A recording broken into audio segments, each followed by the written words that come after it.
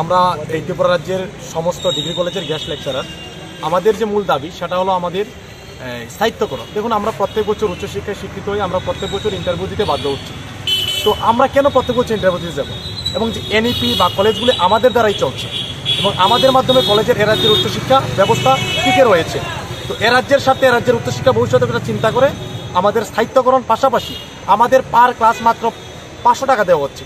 বছরে 90টা ক্লাস, কাউকে 70টা ক্লাস দেওয়া হচ্ছে। 70টা ক্লাস হলে 35,000 টাকা। একটা মানুষ আজকের দিনে অতিথি অধ্যাপক হয়ে 35,000 টাকা দিয়ে বাঁচতে পারে। আমাদের ওই টাকার পরিমাণ বৃদ্ধি এবং স্থায়িত্বকরণ, প্রতি মাসে স্যালারি, ওই সমস্ত দাবি দেওয়া নিয়ে আজকে আমরা হায়ার এডুকেশনে যে ডাইরেক্টর রয়েছেন ওনার সাথে দেখা করতে এসেছি। মূলত আমাদের দাবি না পূরণ না হলে আমরা আগামী দিনে বৃহত্তর আন্দোলনে যেতে বাধ্য হব। রাজ্যের সাথে আমরা বিশ্বাস করি রাজ্যের সবকা বিকাশের সরকার আমাদের দাবি পূরণ করে আমাদের স্টেট এডেড প্রফেসর হিসেবে নিয়োগ করে রাজ্যের উচ্চশিক্ষাকে আরও ত্বরান্বিত করবেন। ধন্যবাদ। আমরা প্রায় 300 উপরে আছি সমস্ত কলেজে এবং আমরাই কলেজগুলোর শিক্ষা ব্যবস্থাকে টিকিয়ে রেখেছি রাজ্যে। এবং আমরাই দেখুন দিন রাত আমরা খেটে যাচ্ছি। আমরা রাত্রে হোক দিনে হোক আমরা কোনো নির্দ্বিধায় আমরা কলেজ যাচ্ছি, কলেজ চালাচ্ছি।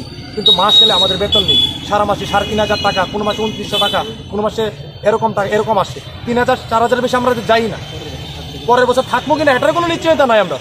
তো আমরা তো রাজ্যের শিক্ষা ব্যবস্থার জন্য, রাজ্যের বিকাশের জন্য আমরা কাজ করে যাচ্ছি, কিন্তু আমরা তো বাঁচতে পারছি না। এই টাকা দিয়ে আমাদের গাড়ি ভাড়া হচ্ছে না। আমরা কিভাবে যাবো কলেজে? গাড়ি ভাড়া হচ্ছে না, আমাদের টিফিন কোথা থেকে খাবো ন্যূনতম এটাই হচ্ছে না। তো আমরা কি করবো? আমরা উচ্চশিক্ষিত বেকার, এই পরিস্থিতি আমরা শিকার হয়েছি। এদেশের বিভিন্ন রাজ্যে করেছে, Kerala, Paschimbanga, Assam state aided lecturer করেছে, যারা গেস্ট লেকচারার ছিল, সাম্প্রতিক পাঞ্জাবও করেছে। আমরা চাই এই সবকা সাথ সবকা বিকাশের সরকার যাতে আমাদের দিকে একটু নজর দিয়ে আমাদের এই কঠিন পরিস্থিতি থেকে আমাদের জীবন এবং জীবিকাকে বাঁচানোর চিন্তা করে। সবাইকে ধন্যবাদ।